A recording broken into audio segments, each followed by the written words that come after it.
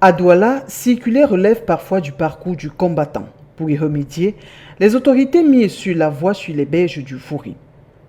Ce 9 avril 2026, Roger Mbassandine, le maire de la ville, est descendu sur le terrain constater l'évolution de ce chantier stratégique. Le projet prend corps.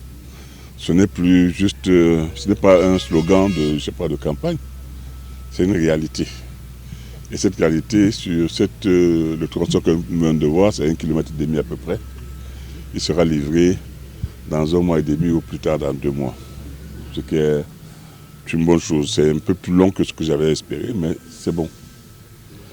Maintenant, il faudra faire la seconde phase qui, elle aussi, devrait nous permettre de être livré en 2027. Ce qui fait que le délai initial qu'on avait prescrit, 2 ans, sera tenu. Sur place, les travaux avancent désormais en bon rythme, surtout que tous les financements sont disponibles. Ce projet, vous le savez, est financé entièrement sur les fonds propres de la CED. Nous avons fait un arrangement financier, une ingénierie financière qui nous permet de soutenir et de supporter les paiements.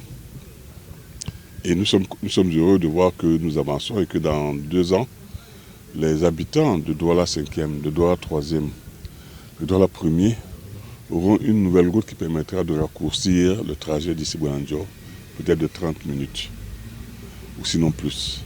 Je crois que c'est ça l'essentiel. Cela relève, cela renforce notre esprit, notre volonté d'améliorer la mobilité dans la ville de Douala. Au-delà du constat, cette visite vise aussi à suivre l'exécution des travaux, s'assurer du respect des délais et passer un message clair aux populations ayant des constructions sur cet axe.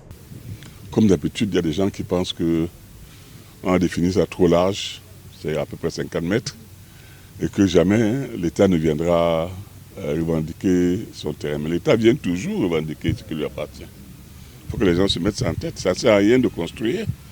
Parce que tôt ou tard, on viendra revendiquer et l'État, à travers le cadastre, a la mémoire.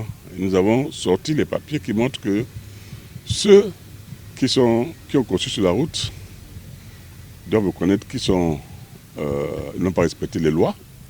Ils vont partir et ceux-là partiront sans indemnisation parce qu'il n'y a aucune raison qu'ils construisent sur la route. Les autres qui seront, dont les terrains seront expropriés pour cause d'utilité publique, ceux-là feront l'objet d'une indemnisation et les fonds pour les indemnisations sont également déjà prévus. En tout état de cause, tout le projet au stade actuel est financé. À terme, cette infrastructure devrait donc fluidifier la circulation et offrir une alternative aux axes saturés de la ville. Un projet attendu dans une ville où la mobilité reste un défi quotidien. Coucou, je suis Antoinette Pulchéry à Tangana. Je viens vous parler de la chaîne Cameroun 24 TV.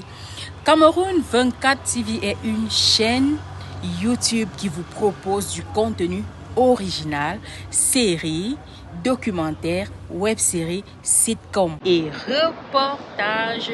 Alors, je vous invite à vous abonner à la chaîne TV Cameroun 24 parce que après il y aura plusieurs surprises.